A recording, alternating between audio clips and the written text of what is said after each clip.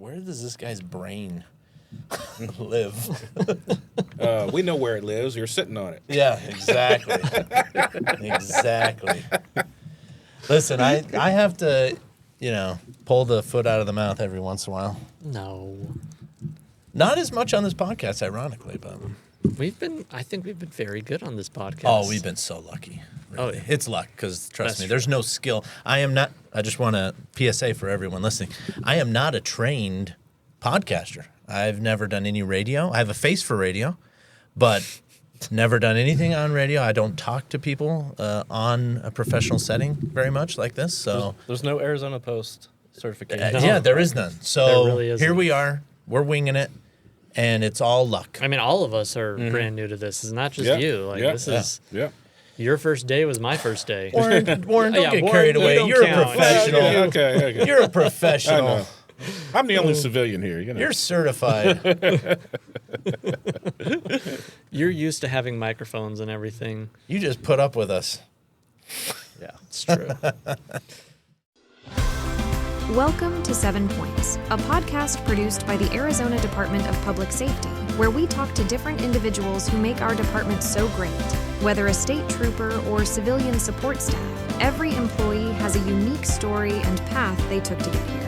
7 Points asks guests 7 specific questions to give listeners insight into what it means to work here and to be a part of the law enforcement family.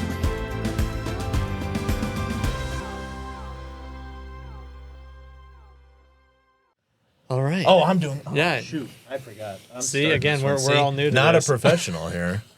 Hey, so today, very special guest.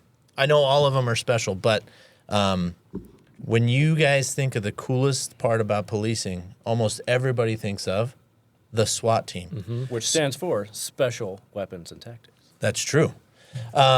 Today we have still trooper. You guys call yourselves detective still? Okay, well, whatever. I've been to CI school. So I would say Detective Henry Rodgers with us today. He has served on DPS for 9 years Yes, sir. now. Perfect. We always ask the same questions, and it's, basically I ask him what his favorite food is, right? Anything pasta. So in other words, carb load central, whatever it is. Yes, I am not a low-carb guy. I am not the stereotypical meat-eating SWAT guy. I could find about 25 pasta dishes that I'd rather eat before I eat a steak. Yeah, well, There you go. I'm not that I don't like steak, but right. I'd rather go pasta. There you go. I feel What's you on your that. favorite pasta? Anything, probably the bigger pastas like a lasagna or stuffed shells. Nice. Anything like that. Can't go wrong. There you go.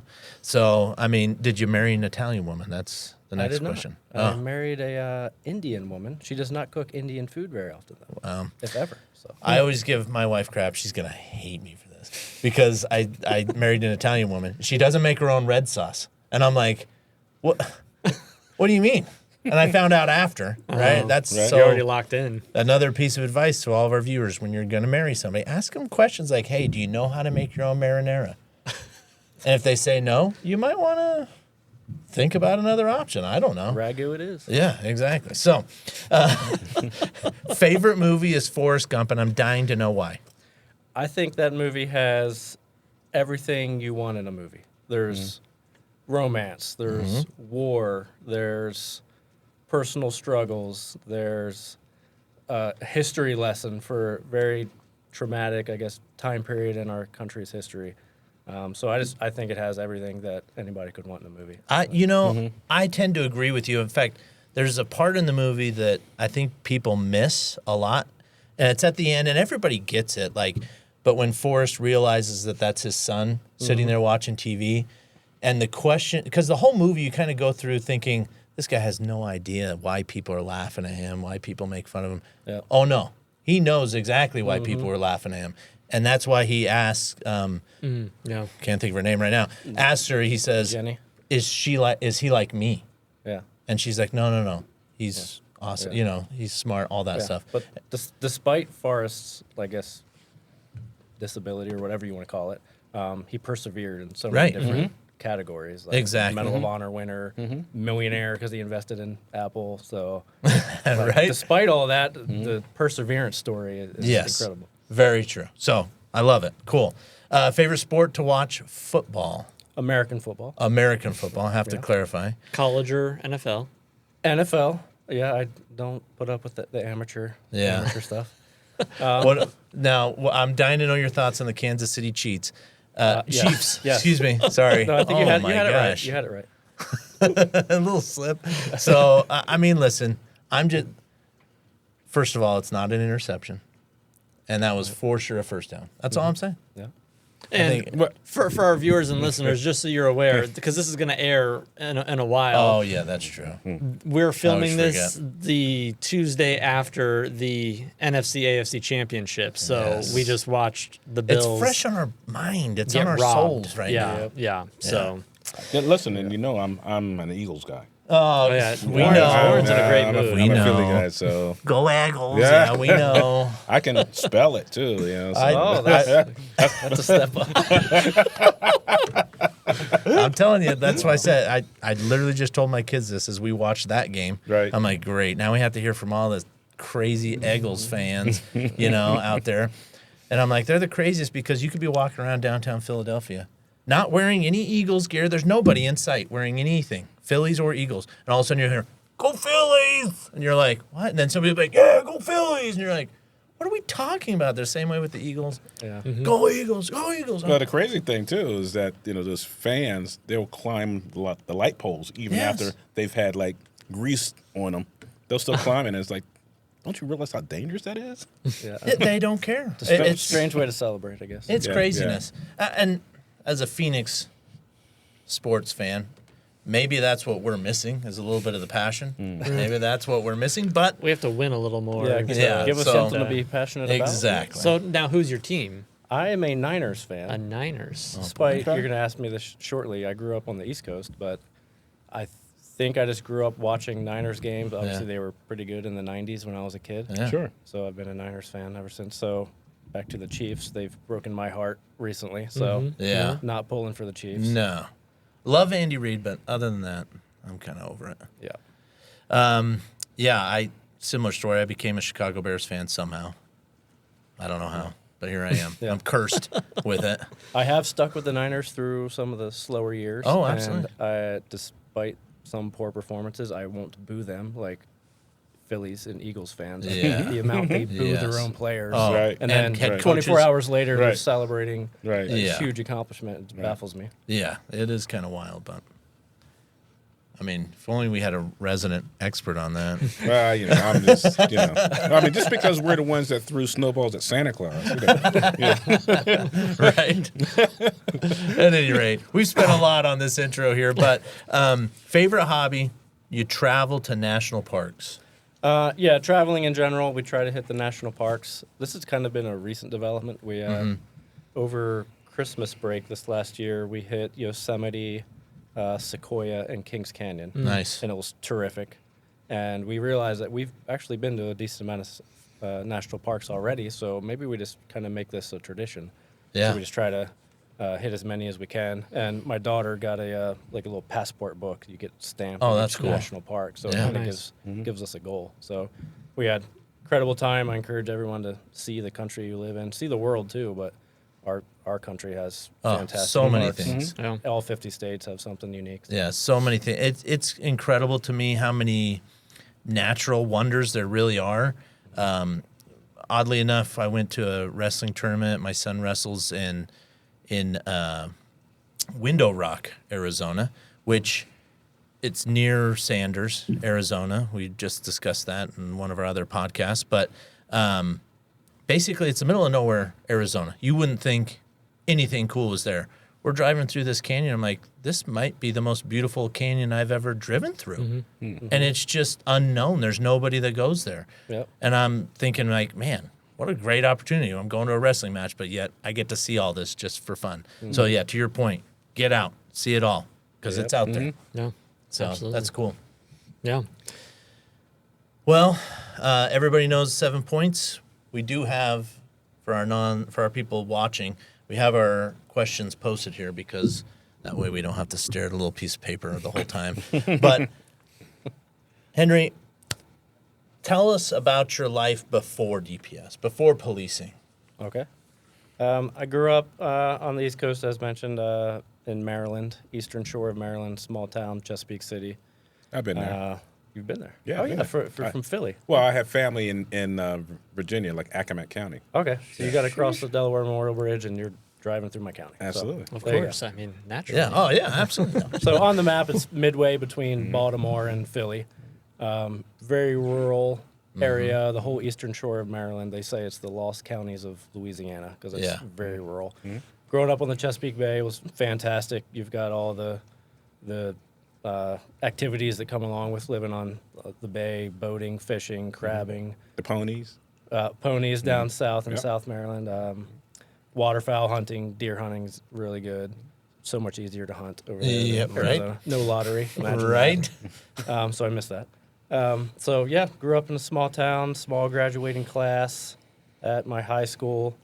I knew right away, probably around 9/11, I would probably pinpoint it to. I was in 7th grade for that, that I wanted to do something service oriented. I was thinking the military. Right. So for 2 years in high school, I actually went to a military high school.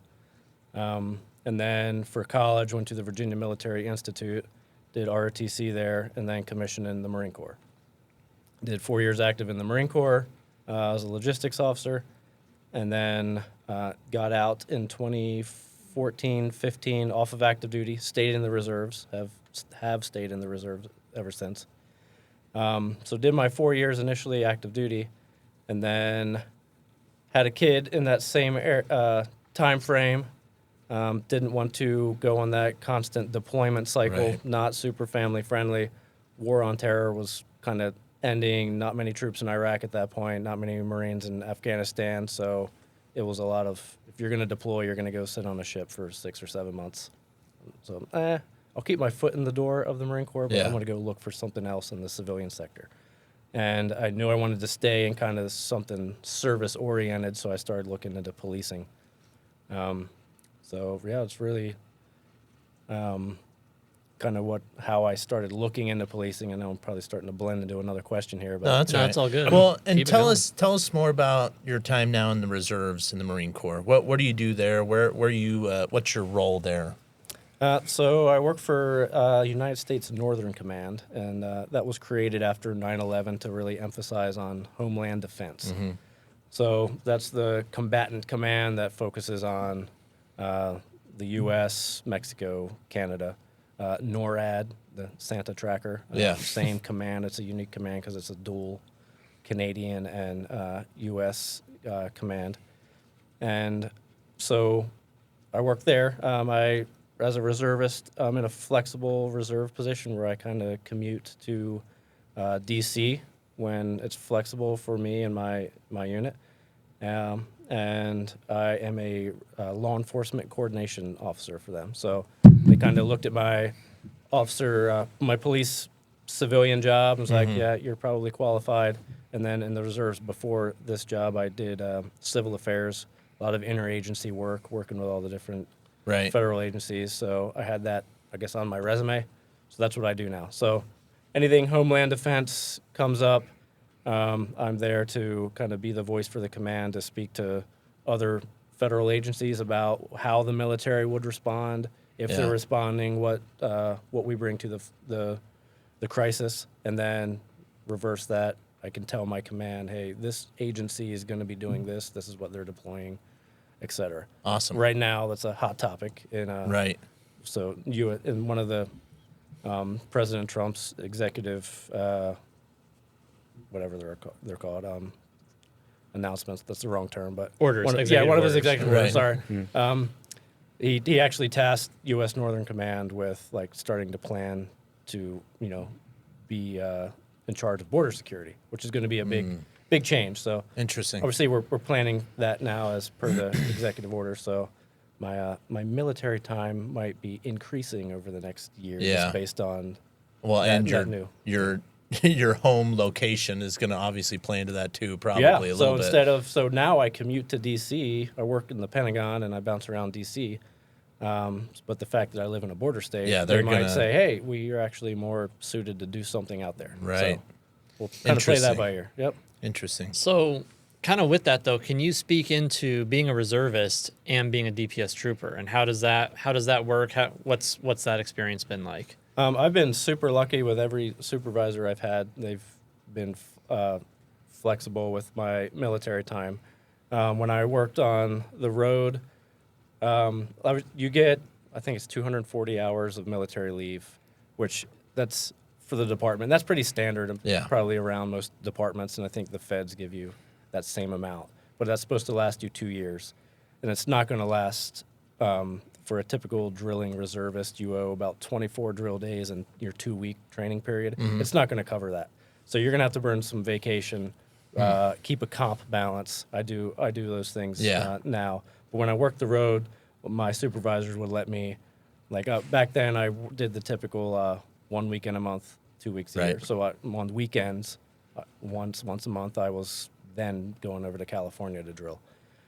They would let me just work a day or two with, like, off schedule with, like, the sister squad. Yeah. So that's awesome. A lot of flexibility because they knew I was going to burn through my vacation time, and comp time.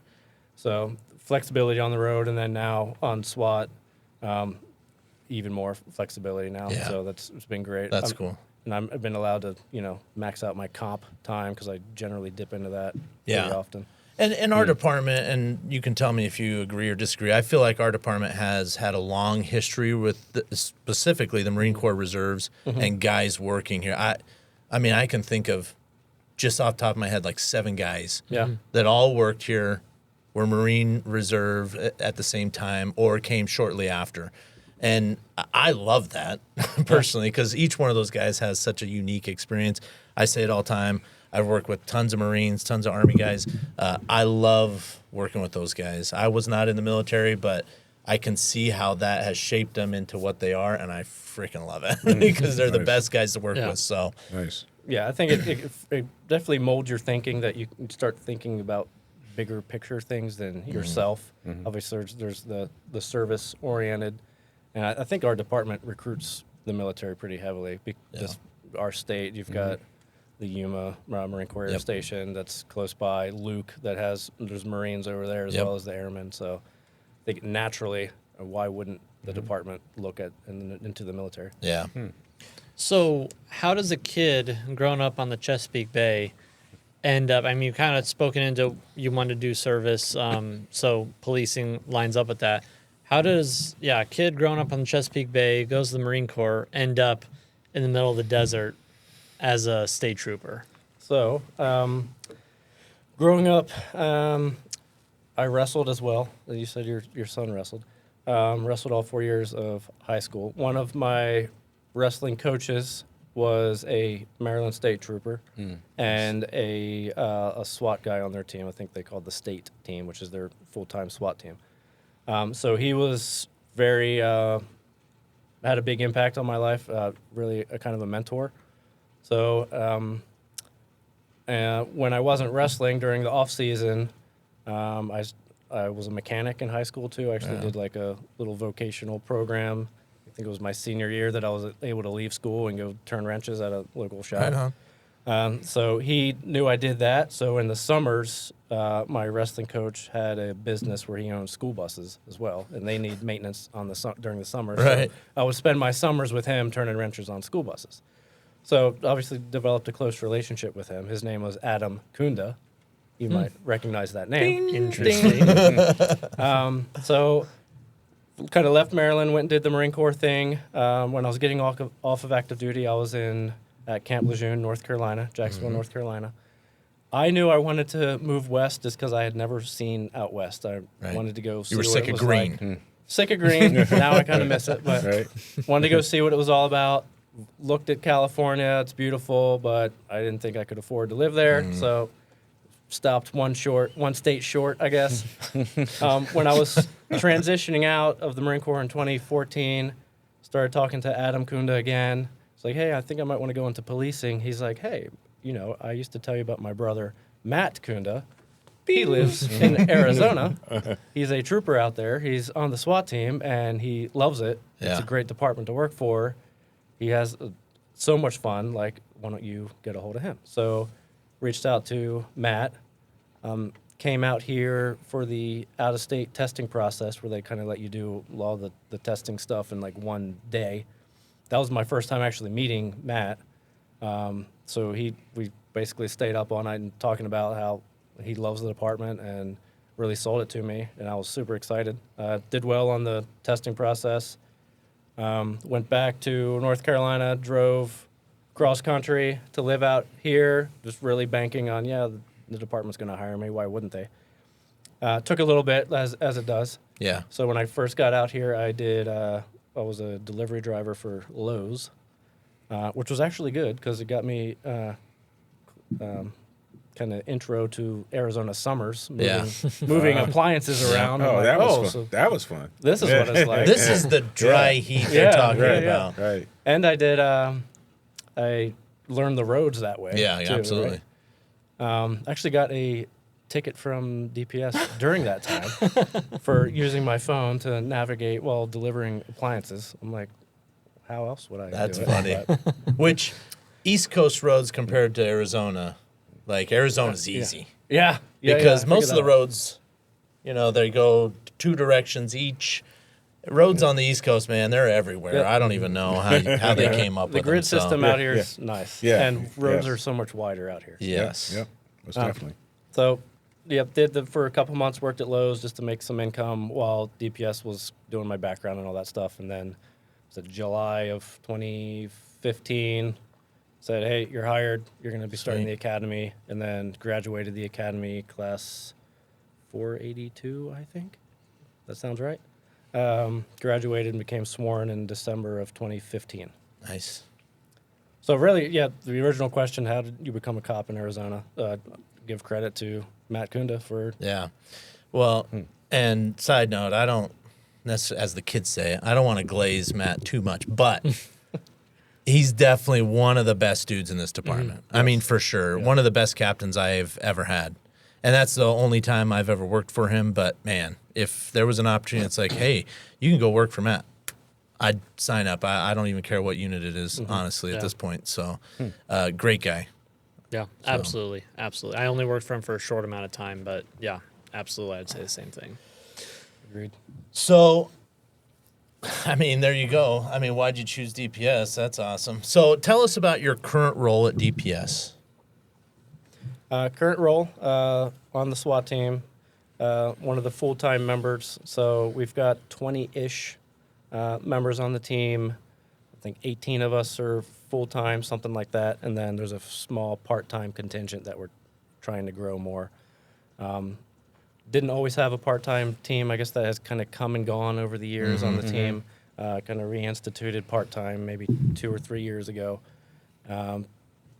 So I'm one of the full-time guys. I came over to the team in February of 2018. So I did my 2-ish years on the road, tested for SWAT, failed my first time, threw around on the handgun qual and had to do the walk of shame and retest a couple months later. And I tell everyone that tests for SWAT, like if you mess something up on one of the events, like retest. Don't get so discouraged that, all right, that was my one chance and I guess my SWAT drove over. That's I'm an example that you have a second chance, get better, try again, and hopefully it works out. Yeah, we just have these reoccurring moments in this podcast, but yeah, stuff is hard, but it should be, right? If you want it bad enough, you got to work at it.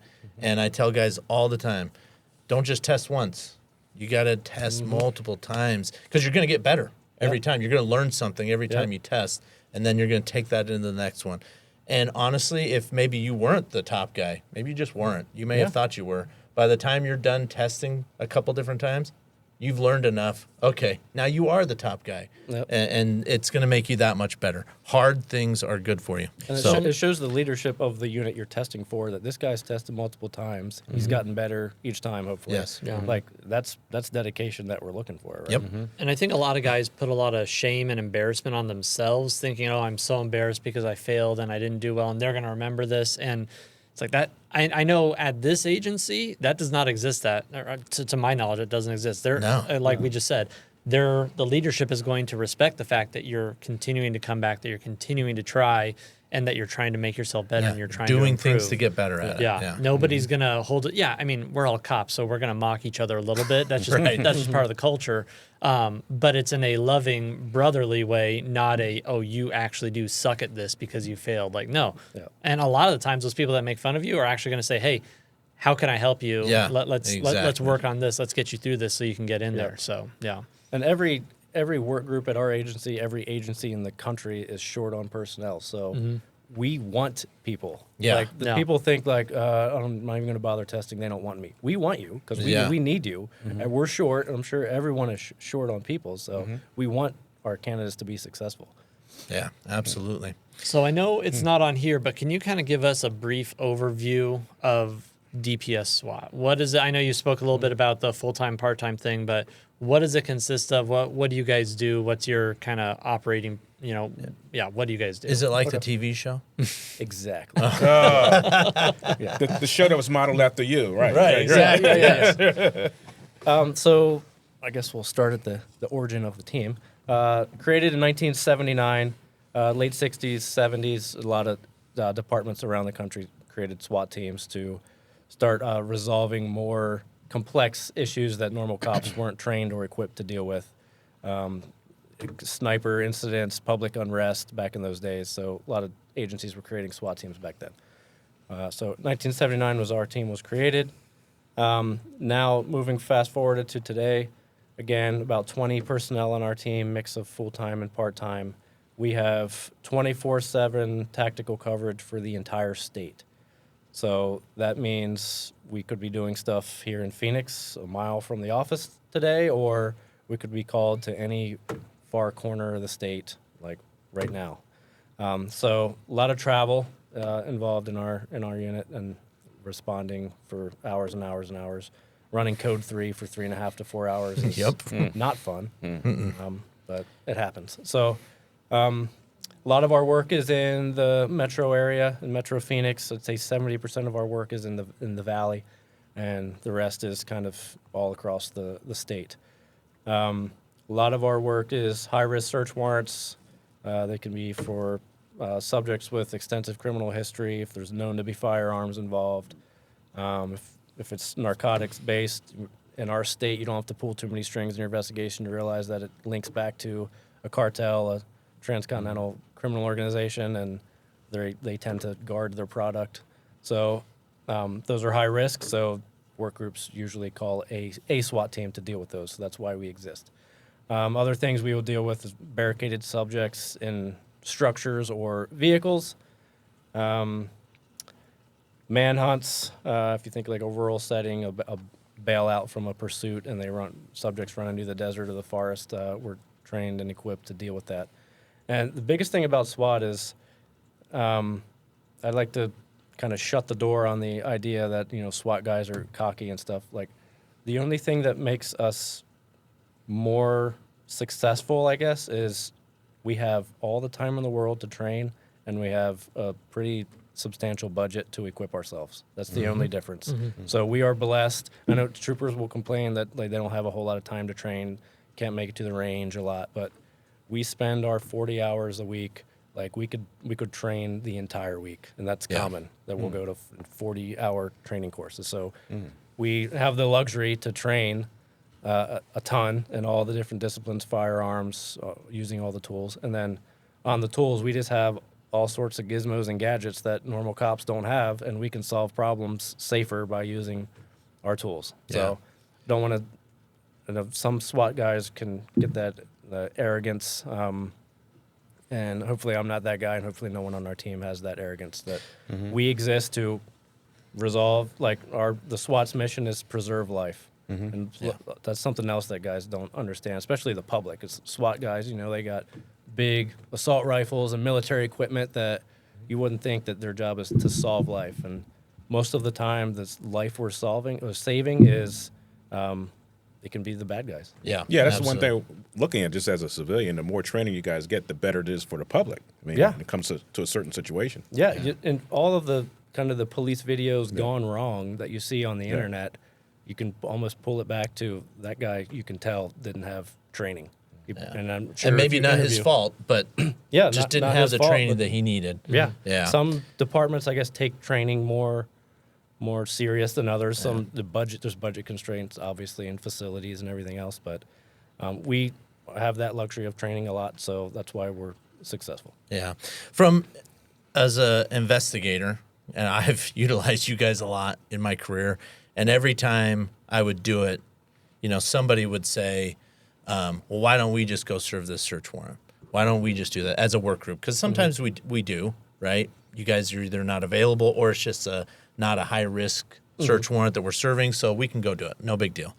And I'd always say, I'm like, well, those guys are the pros. Like, why would I want anybody else to do it? And to your point, not because I didn't think I couldn't do it, but I'm busy perfecting my craft of investigating and documenting and building probable cause to get said search warrant and to arrest said bad guy. Like, I don't have time to go to the range even once a week in that position. Yep. I don't have time to, practice building, clearing as much as you need to stay proficient and be as, sharp as you need to be, because it's, in my opinion, one of the most quickly declining skills, Absolutely. That just goes away. If you don't do that once a week, man, I mean, I've done some type of building clearing training every year for the last 6 years now. And every time I step in there, I'm like, oh, man, I'm an idiot. You know what I mean? Because you just have to practice. It's repetition, right? So, and then to the point that Warren made, it's so much people don't realize, and sometimes chain of command doesn't realize, how much safer it is when we can set up the SWAT team in what I liked as the perfect scenario. Yep. And as an investigator, that's all I tried to do. Like, hey, I'm going to do 3 more days of surveillance so that I have so much information for the SWAT team that they can make the decision that they need to make. And I don't know what it is, because that's their job and they're pros at it. Here you go. Yeah, a couple comments on that. One, if we're not available, contact us anyway, and we're going to hook you up with a team that is available. Yes. We have relationships with every SWAT team in the state, and there's a plethora, full-time and part-time. And they're all great. Yeah, exactly. And then I think SWAT, like, people that think SWAT, that sounds super dangerous. You're dealing with the worst of the worst. We are dealing with the worst of the worst, but we stack all the advantages in our favor, and we do the apprehension on our terms, right? If it's we think it's unsafe to do it at the house because they've booby trapped it and they got a plethora of weapons inside the house, then we'll take them off when they leave the house. So we control the contact with the dangerous bad guy, which I think is safer than a traffic stop. Way more. Like, troopers don't realize that that's way more dangerous. You don't know what you're walking up on. It could be 4 armed cartel guys, or it could be soccer mom speeding. Like, it could be that huge spectrum. So SWAT, I guess, is we were able to control the environment a little bit more. So that's what makes it safer for us and safer for the bad guy and the community as a whole. And I think, to your point about let SWAT do the search warrant and the clearing aspect, I have a buddy on Las Vegas Metro, and I think it's a sheriff up there because they've got the whole weird Clark County. Yeah. I don't know. I guess the head of their agency is the sheriff or director, whatever that guy's called. He's got their agency has a policy that SWAT shall serve all warrants. Low risk, like documents from grandma, or high risk homicide suspect. So, which I think is great. And his mentality is, I've got SWAT guys that do this hours and hours and hours a week. They're already really good at room clearing and serving high-risk search warrants, and they've got all these tools. Why not have them always do it? And I really want my detectives, to your point, to be really good at doing detective stuff, investigating. Why do I need to have my detectives waste any brain power on all of the tactical stuff that I've already got a team doing that? So their SWAT team is able to be flexible, that if it's a low-risk warrant, they're not going to pull up with a Bearcat and throw flashbangs in the front yard. There's courts wouldn't be happy with that. So they have to have a flexibility that they can serve warrants on the full end of the spectrum, as I discussed. But I think that's a good strategy because you already have subject matter experts doing that. Yeah. Now, could our agency do that in the entire state?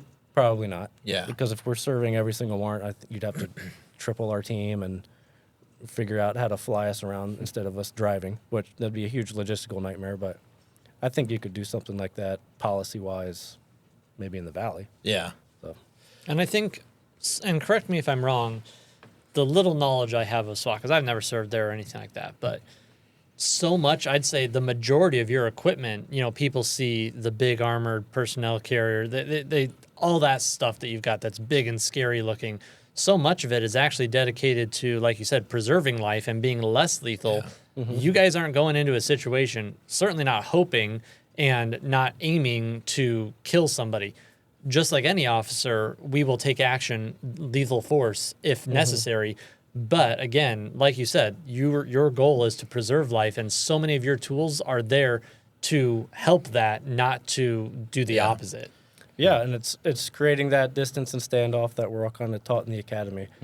And it's basically like if I'm in the building, in the structure, and I'm confronted by an armed subject at the mouth of the hall, and he's aiming a gun at me, I don't have many options in this. I've got to defend myself, defend others around me, right?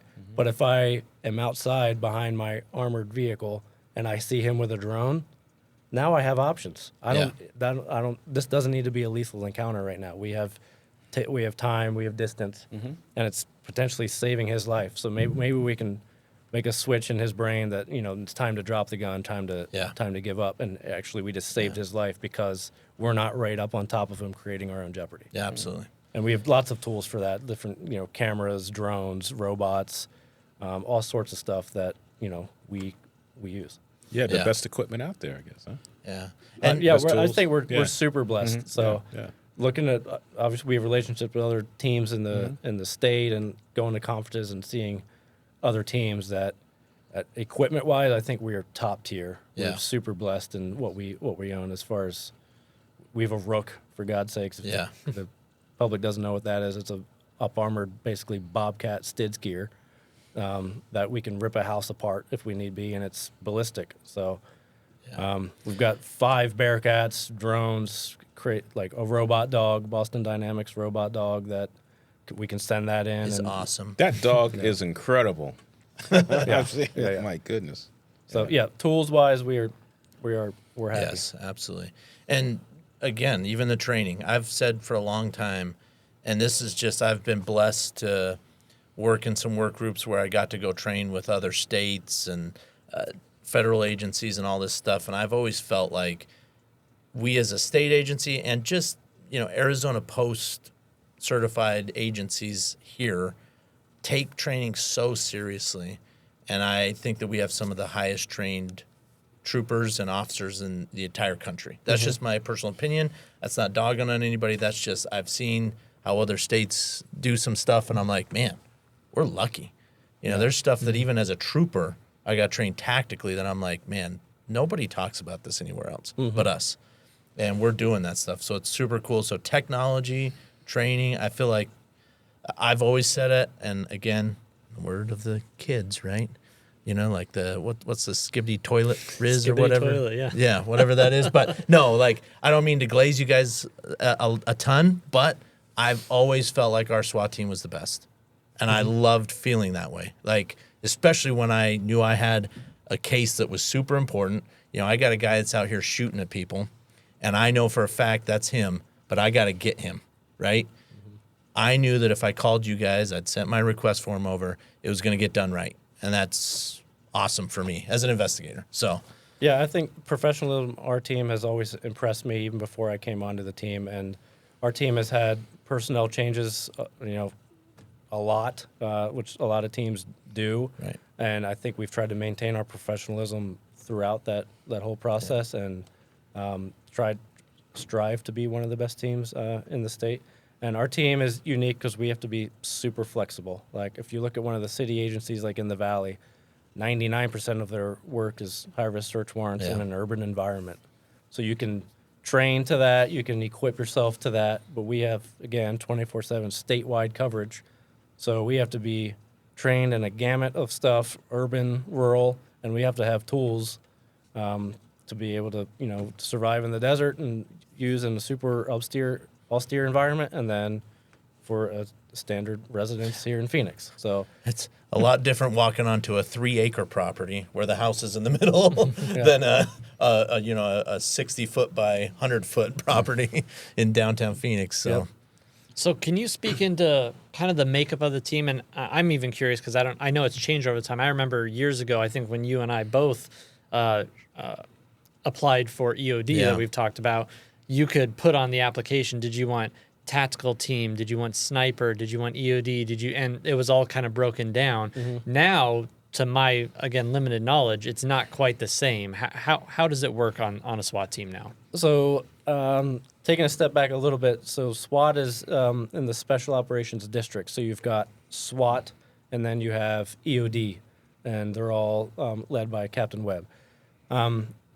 So on the SWAT side, there's 3 squads, and as far as the specialties that you mentioned, like sniper, breaching, tech, nerdy stuff like I do, drone pilot stuff.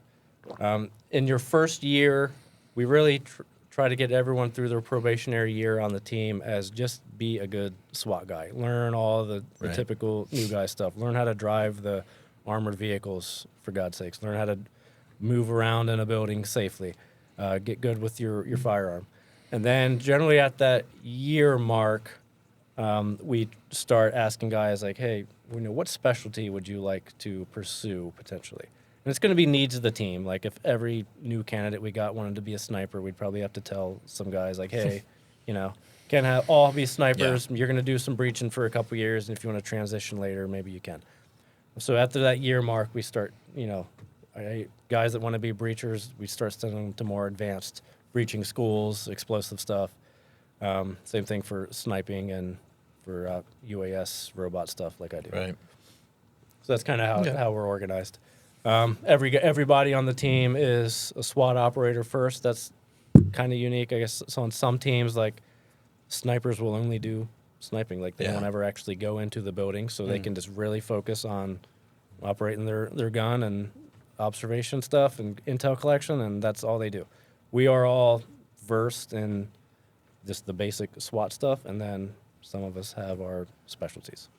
But it kind of gives you some flexibility so that if somebody's not there or whatever, anybody on the team can step in and do that tactical side, clearing a house, whatever, and they're going to be proficient, they're going to be good at it, and you guys are all going to trust them. So and we have to have redundancies. So when there's a lot of personnel changeover in a unit, then this has hit us that you end up getting, maybe you only have one breacher or one sniper or one drone pilot. So that's an issue. So that's obviously something that Captain Webb manages, that, hey, I need lots of guys trained in that, so I have a bench to pull from. So, all my drone pilots are on vacation, and then I need someone on this op, and there's no one around. Okay. And then my kind of last question that's not on our list, but what would you tell somebody, whether they're not a trooper or a brand new trooper, who says, oh, I want to be on the SWAT team, I want to do that? Because we've all seen the shows and we think it's freaking cool, and it is what it is. Which is 90% of the troopers that start here. Exactly. What would you tell them? How would you set them up for success? Okay. Since I had the relationship with Matt Kunda, when I took this job, when I applied here, I knew I wanted to go to SWAT from before I even hit send on my application. So I was in that category. So that's not everybody. Some guys come into the agency looking to do one thing, and then they maybe hear about another work group and start talking to guys who work there and realize that they want to go a different direction in their career. Some guys bounce around to different work groups every 2 years. I'm sure we all know those guys that kind of bounce around and hit everything, which there's some fun to that. For anyone who wants to come to SWAT, so our testing process is big on physical fitness, weapons proficiency, and just an overall, just be a professional. So, and have a good work ethic. So if you think we don't look at your stats on the road and talk to your squad mates, you're wrong. Like, we want to get the full picture of anybody who's coming to our team. So you should strive to have good relationships with your teammates on the road.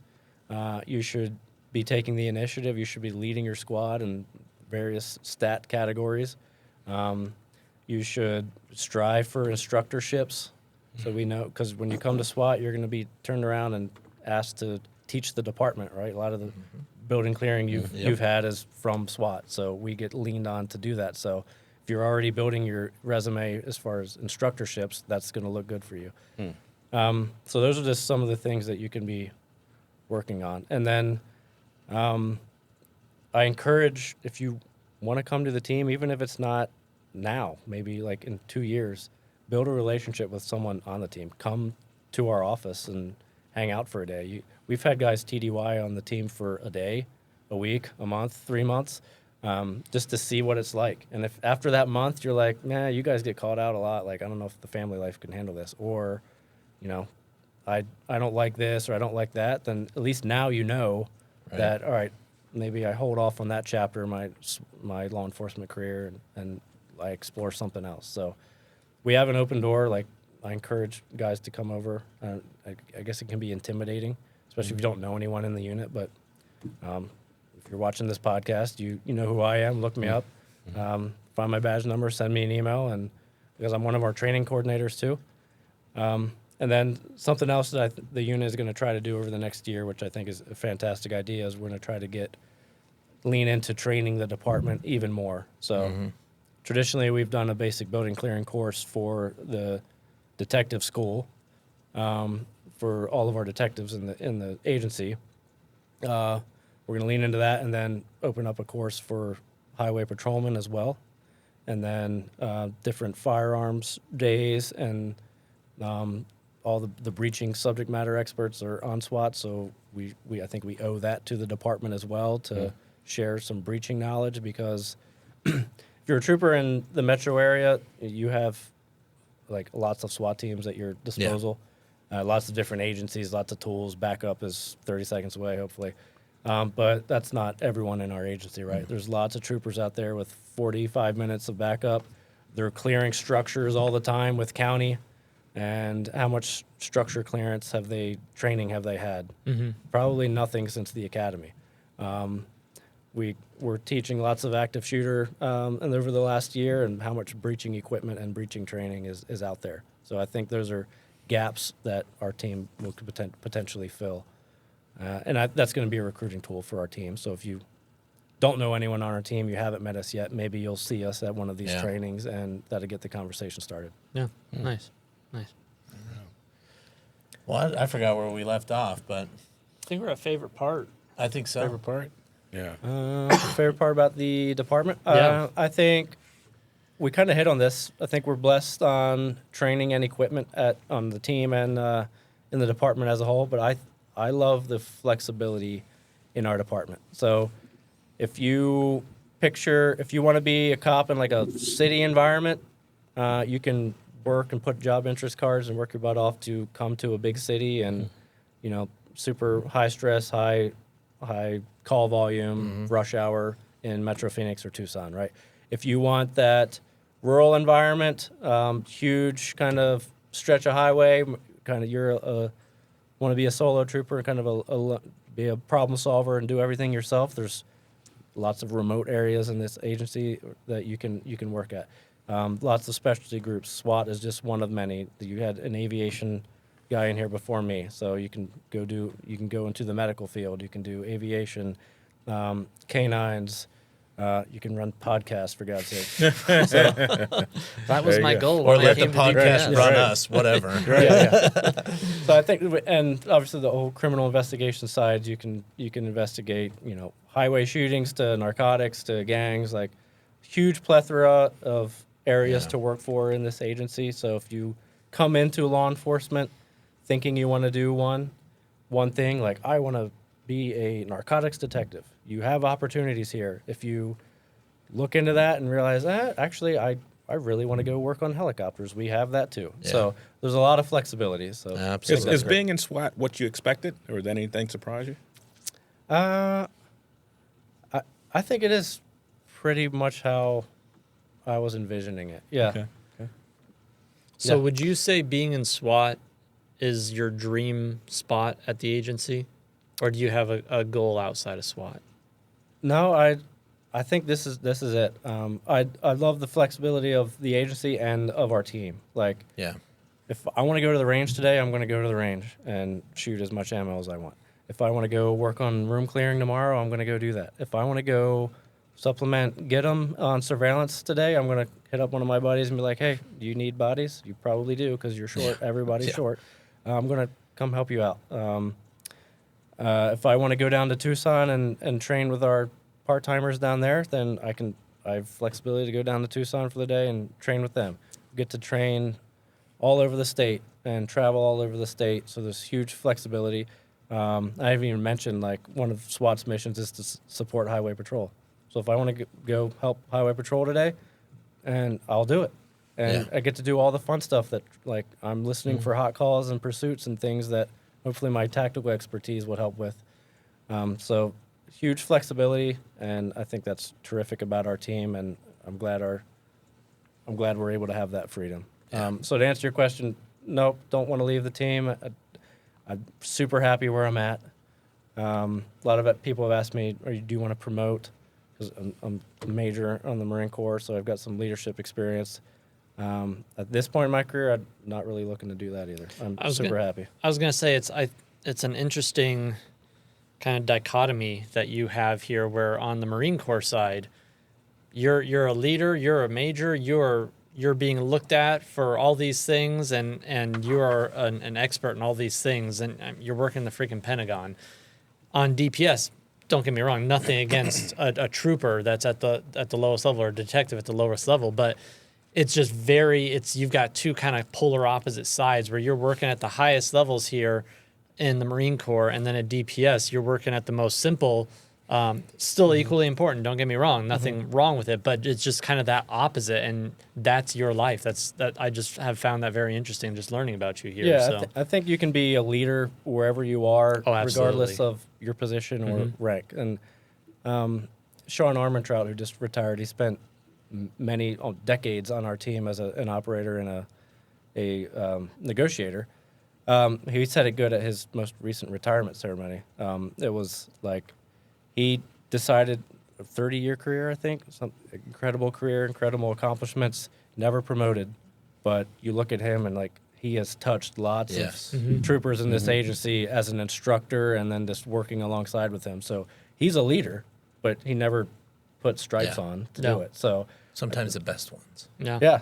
So I think if you want to be a leader, you don't necessarily have to promote. And I like the balance I'm in now, where on one side of the house in the Marine Corps, I've been responsible for hundreds of Marines and high-profile stuff. A lot of stress in that. Here, don't want to say I'm comfortable, but I don't have to do both in both careers. I think if I promoted in this career, being responsible for lots of troopers under me, and then doing that on the Marine Corps side, I think I would get burned out, honestly. Yeah. So I like kind of being, not that I'm not responsible for others around me, but I like kind of just coming to work and just being responsible for really myself. And I'm in a leadership position now. I'm an assistant team leader on the team and a training coordinator. So I'm instructing a lot. So, there's natural leadership jobs that go with that anyway. Yeah. No, absolutely. Well, the best part of the podcast, as I like to say. So we call this the Trooper Tale, and it could be a funny story, just a crazy story, maybe an intense story, but something from your career. Yeah, embarrassing maybe. Something from your career, something that's happened. I can give maybe a couple on this. So my first year on, I would start with another one. First day on SWAT. We come into the office, you get all your equipment issued and stuff. You kind of go through that. You meet your mentor. My mentor was Todd Thatcher, incredible leader. Learned a ton from him. First night, so you're on SWAT. You are subject to 24/7 call out, right? As lots of detectives in our agency are. So that night, I didn't know anything about. I'd just gotten an iPhone because I knew I needed an iPhone on the team. Didn't know anything about emergency bypass or any of that stuff to get alerts in the evening. So went to bed that night, spent my first day at SWAT, super excited. Woke up the next morning, like 1,000 phone calls, 1,000 text messages. There was a call out overnight. I missed it because I didn't set up my phone. So I came into the office like the next morning, like I'm the only one in the office because everyone was up all night. Right. And then there's like notes on my desk making fun of me about alarm clocks and all that stuff. So that's how my SWAT career started. So I'm like, well, this is going to be a short career. But made it through that.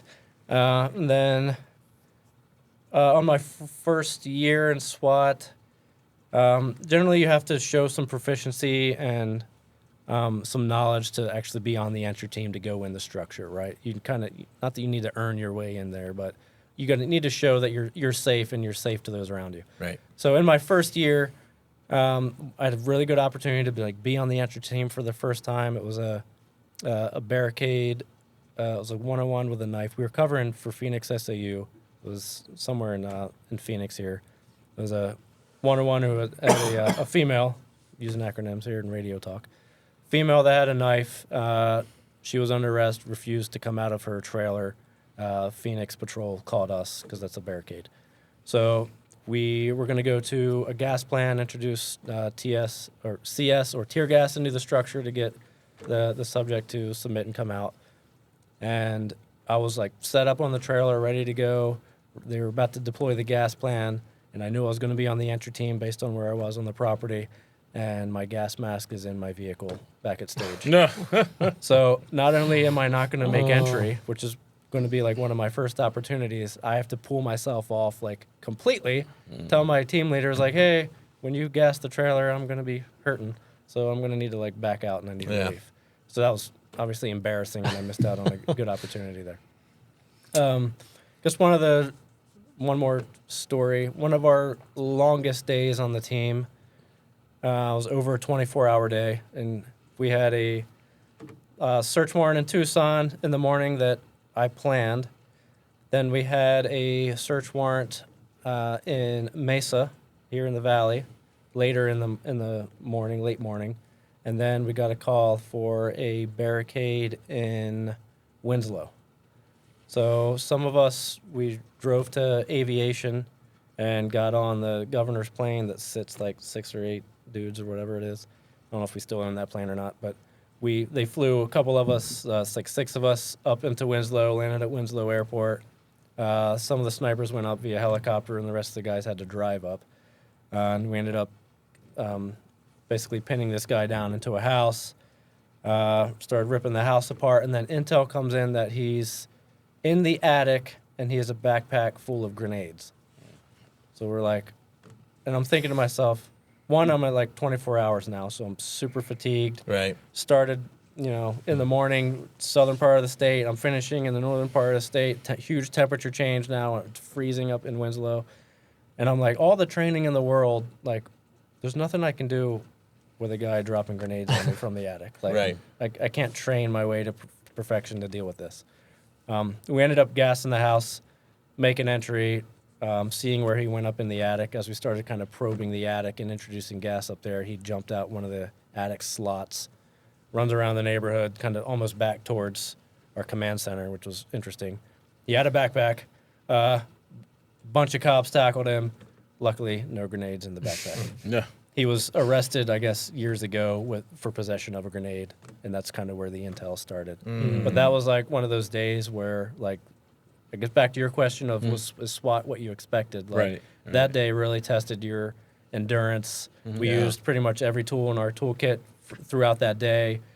Plethora of working in like operational environments. So that was kind of like SWAT, I guess, summed up in a day. Wow. There you go. Wow. Thank goodness no grenades. Yeah, right? no kidding. Yeah. Nobody wants that. Well, Henry, thank you for being here.